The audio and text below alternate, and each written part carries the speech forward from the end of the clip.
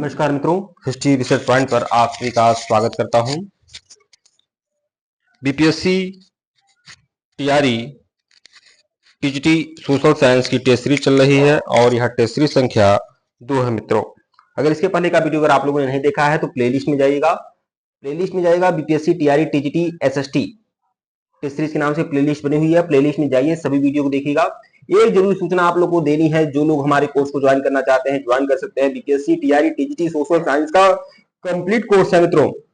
लगभग 2500 से 3000 एमसीक्यू की टेस्ट सीरीज मिलेगी, फुल एक्सप्लेनेशन के साथ मिलेगी। हैंड रिटन नोट्स भी मिलेंगे, पीपीटी नोट्स मिलेंगे, लेक्चर्स वीडियो मिलेगा, टेस्ट सीरीज मिलेगा। सब कुछ आप लोग को बहुत ही ज्यादा यूजफुल होने वाला है आपकी तैयारी के लिए। और टेलीग्राम को बिल्कुल ज्वाइन करिएगा, लिंक डिस्क्रिप्शन में दिया गया है। सभी लोग टेलीग्राम को बिल्कुल ज्वाइन करें। और जो लोग हमारे कंप्लीट कोर्स को ज्वाइन करना चाहते हैं, आप हमारे ऑफिशियल व्हाट्सएप नंबर पर मैसेज कर सकते हैं। ऑफिशियल व्हाट्सएप नंबर डिस्क्रिप्शन में दिया गया है। यहाँ पर भी हमारा ऑफिशियल व्हाट्सएप नंबर शो हो रहा है 8318397276 हमारा ऑफिशियल व्हाट्सएप नंबर है। 1499 रुपए का कंप्लीट कोर्स है मित्रों। आइए शुरुआत करते हैं। टेस्ट सीरीज संख्या 2 प्लेलिस्ट बनी हुई है, जाइए देखिएगा। बीपीएससी टीआरई टीजीटी एसएसटी के नाम से प्लेलिस्ट बनी हुई है, जाकर देखिएगा। ठीक है, आइए शुरुआत करते हैं। टेस्ट सीरीज संख्या 2 प्रश्न संख्या 11 देखिएगा। 10 क्वेश्चन हम लोगों ने देख लिया था। ठीक है, क्रम में अंतर है तो उसको जो बहुत ज्यादा महत्व रखने का नहीं है आप लोग को। प्रश्न संख्या 11 देखिए, हड़प्पा वासी किस वस्तु के उत्पादन में सर्वप्रथम थे? तो मुद्राएं, कांसे के औजार, कपास और जौ। किस वस्तु के उत्पादन में हड़प्पा वासी महत्वपूर्ण थे? मुद्राएं, कांसे के औजार, कपास और जौ। क्या होगा? तो देखिए, कपास के उत्पादन में सिंधु घाटी सभ्यता के लोग बहुत ही ज्यादा आगे थे। और सिंधु घाटी सभ्यता में कपास इतना ज्यादा पैदा होता था कि उसे सिंडन कहा जाता था। मतलब मेसोपोटामिया के लोग कपास को सिंडन कहते थे, क्योंकि कपास आता था सिंधु देश से आता था, इसलिए इसे सिंडन कहा जाता था। व्याख्या देखिएगा मित्रों, कपास की खेती सर्वप्रथम हड़प्पा वासियों द्वारा शुरू किया गया था। ठीक है, हड़प्पा वासी कपास के उत्पादन में सर्वप्रथम थे। प्रश्न संख्या 12 देखिएगा, अगला नेक्स्ट क्वेश्चन। निम्नलिखित विद्वानों में से हड़प्पा सभ्यता का सर्वप्रथम खोजकर्ता कौन था? तो सर्वप्रथम खोजकर्ता जो थे हड़प्पा सभ्यता के, दयाराम साहनी थे। विकल्प डी जो है आपका सही है। हड़प्पा सभ्यता की सर्वप्रथम खोजकर्ता 1921 में दयाराम साहनी और माधव स्वरूप वत्स द्वारा किया गया था। हड़प्पा सभ्यता की खोज स्थली जो है हड़प्पा है, जो मांटगोमरी जिला पंजाब राज्य में अवस्थित है। देखिए, पंजाब के मांटगोमरी में ये आपका हड़प्पा है। ठीक है, अब यह साहिवाल है। अब यह मांटगोमरी जिला जो है अलग होकर साहिवाल जिला बन गया है, तो थोड़ा सा अपडेट हो जाइएगा। साहिवाल है। सर जॉन मार्शल के निर्देशन में हड़प्पा सभ्यता का उत्खनन हुआ था। उस समय जियोलॉजिकल सर्वे ऑफ इंडिया के जो महानिदेशक थे सर जॉन मार्शल थे। और sir John Marshall Dayaram Sahni से इतने खुश हुए थे कि इन्होंने दयाराम साहनी को राय बहादुर का खिताब दिलवाया था गवर्नमेंट से। ठीक है, प्रश्न संख्या 13 देखिएगा मित्रों, सिंधु सभ्यता का पत्तन नगर यानी बंदरगाह नगर कौन सा है? तो सिंधु सभ्यता का वह नगर जहां पर बंदरगाह के साक्ष्य मिले हैं, तो वो नगर है आपका लोथल। लोथल नगर है। विकल्प बी जो है आपका सही है। व्याख्या देखिएगा मित्रों, लोथल हड़प्पा सभ्यता का पत्तन नगर है, मतलब यहाँ पर बंदरगाह के साक्ष्य मिले हैं। यहाँ जो बंदरगाह है भैया, वो 214 मीटर लंबा था। ठीक है, 36 मीटर चौड़ा था और 3.3 मीटर आपका गहरा था। यह कुल मिलाकर परिमाप है बंदरगाह का। ठीक है, देसलपुर और सुरकोर्दा बंदरगाह भी हड़प्पा सभ्यता के थे। देखिए, लोथल तो सबसे बड़ा बंदरगाह था, इसके अलावा देसलपुर और सुरकोर्दा में भी बंदरगाह थे। ठीक है, मोहनजोदड़ो सिंधु घाटी सभ्यता का एक महत्वपूर्ण नगर। और मोहनजोदड़ो का जो शाब्दिक अर्थ होता है वो होता है मुर्दों का टीला, यानी मृतकों का टीला। ठीक है, मृतकों का टीला, मुर्दों का टीला कहा जाता है। ठीक है, प्रश्न संख्या 14 देखिएगा, पैमानों की खोज ने यह सिद्ध कर दिया कि सिंधु घाटी के लोग माप और तौल से परिचित थे। यह खोज कहां पर हुआ है? तो पैमानों ने सिद्ध कर दिया कि सिंधु घाटी सभ्यता के लोग माप और तौल से परिचित थे। यह खोज जो हुआ है आपका, यह आपके लोथल में ही हुआ है। लोथल में पैमानों की खोज ने सिद्ध कर दिया कि हड़प्पावासी माप और तौल से परिचित थे। यह लोथल की खोज से प्रमाणित होता है। हड़प्पावासी 16 से गुड़िज का प्रयोग करते थे। ठीक है, 16 की गुड़िज का प्रयोग करते थे। मतलब 16 यूनिट का एक यूनिट होता था, फिर उसके 16 यूनिट का एक यूनिट होता था, ऐसे होता था। रैखिक माप के जनक हड़प्पावासी थे, जो हाथ की माप की इकाई मानते थे। हाथ को माप की इकाई मानते थे और रैखिक माप के जनक हड़प्पावासी थे। ठीक है, चंद्रो सिंधु प्रांत में स्थित सिंधु नदी तट पर अवस्थित है। यहाँ नहीं लिखा है, नदी है। तो देखिए, चंद्रो जो है वह सिंधु सभ्यता का एक नगर है। नगर, और ये किस नदी पर है?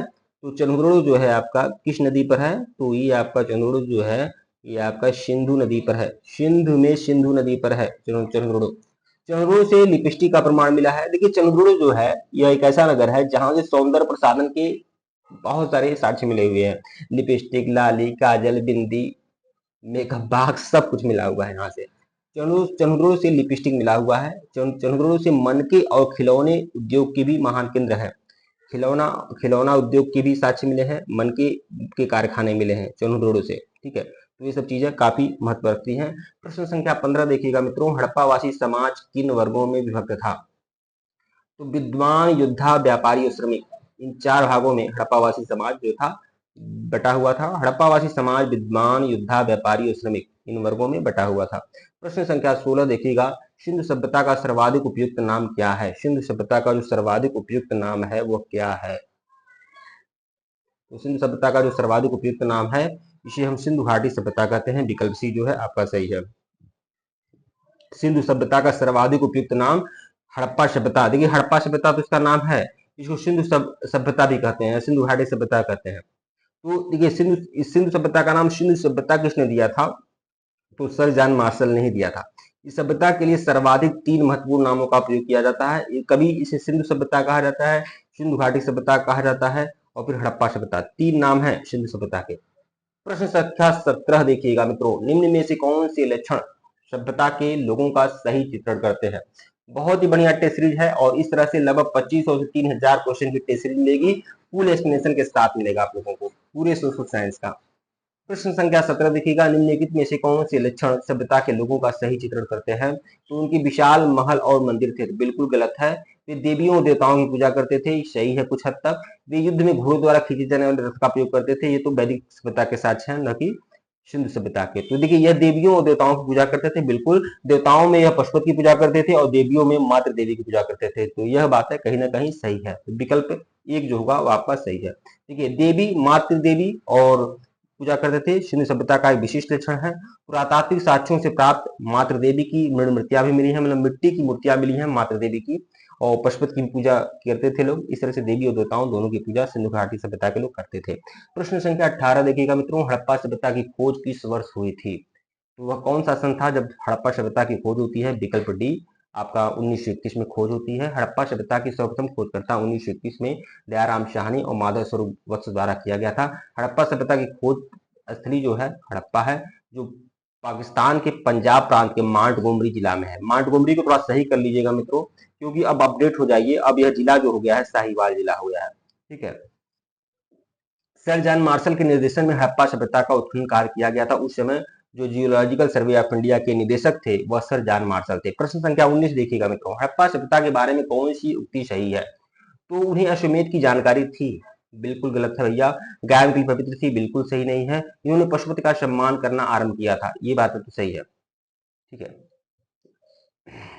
उनकी संस्कृति सामान्य स्थिर नहीं थी, यह भी सही नहीं है। उन्होंने पशुपति का सम्मान करना प्रारंभ किया था, ये बातें सही हैं। हड़प्पा सभ्यता के बारे में व्याख्या देखिएगा, मोहनजोदड़ो से प्राप्त एक सील पर यानी पत्थर पर 3 मुख वाले देवता का अंकन मिलता है। 3 मुख वाले देवता का अंकन मिलता है। ठीक है, और यह 3 मुख वाले जो देवता हैं यही आपके पशुपत है। पशुपत को भगवान शिव का आद्य रूप कहा जाता है, मतलब भगवान शिव का आरंभिक रूप माना जाता है पशुपत को। ठीक है, और ये जो पशुपत देवता है इनके 3 मुख हैं। कितने मुख हैं? 3 मुख हैं। ठीक है, और इनके चारों ओर कौन से जानवर हैं? हाथी, गैंडा, चित्ता। हाथी, गैंडा, चित्ता और भैंसा, ये चारों विराजमान है। गैंडा और भैंसा जो है पशुपत के बाहिनी तरफ, और चिता और हाथी जो है पशुपत देवता के दाहिने तरफ है। ठीक है, प्रश्न संख्या 20 देखिएगा, हड़प्पा सभ्यता के लोगों की सामाजिक पद्धति थी, तो कैसी थी सामाजिक पद्धति? तो यह आपकी उचित समतावादी थी। उचित समतावादी थी, मतलब विकल्प एक जो है वो आपका सही है। इसकी व्याख्या देखिएगा मित्रों, वैसे यह प्रश्न अभी विवाद का विषय बना हुआ है, फिर भी चूंकि हड़प्पा सभ्यता वाणिज्य की ओर अधिक आकर्षित थे, इसलिए ऐसा माना जाता है कि संभवतः हड़प्पा सभ्यता का शासन वणिक वर्गों के हाथ में था, मतलब बनियों के हाथ में था। कुल मिलाकर बनियों के हाथों में हड़प्पा सभ्यता का बागडोर था, मतलब वणिक वर्ग के हाथ में, मतलब व्यापारियों के हाथ में। इस तरह से समझ लीजिए आप लोग। ठीक है मित्रों, वीडियो को लाइक और चैनल को सब्सक्राइब करेगा, टेलीग्राम को बिल्कुल ज्वाइन करेगा, लिंक डिस्क्रिप्शन में दिया गया। अगर इसके पहले का वीडियो नहीं देखे हैं तो प्लेलिस्ट में जाइए, BPSC, TRE, TGT social science के नाम से प्लेलिस्ट बनी हुई है, जाकर देखिएगा। मैं इस तरह से पूरी टेस्ट सीरीज आप लोग का कंप्लीट कराऊंगा मित्रों। 2500 से 3000 एमसीक्यू फुल एक्सप्लेनेशन के साथ आप लोग को दूंगा। इतना ही नहीं दूंगा, आपको हैंड रिटेन नोट्स भी दूंगा, आपको पीपीटी नोट्स भी दूंगा, आपको लेक्चर्स वीडियो भी आप लोग को उपलब्ध कराऊंगा, पूरा का पूरा नोट्स दूंगा। यहां तक कि आपको 1 ईयर सब्सक्रिप्शन के साथ मिलेगा। 4, 5, 6 जितना भी आएगा वैकेंसी, सबकी तैयारी आप 1499 वाले में कर सकते हैं। और आपको सबसे पहले तो हिस्ट्री रिसर्च पॉइंट के एप्लीकेशन को डाउनलोड करना होगा, उसका लिंक डिस्क्रिप्शन में है, और डाउनलोड करिए और वहां पर ऑनलाइन टेस्ट भी आप लोग दे सकते हैं। ठीक है मित्रों, धन्यवाद आप लोग को।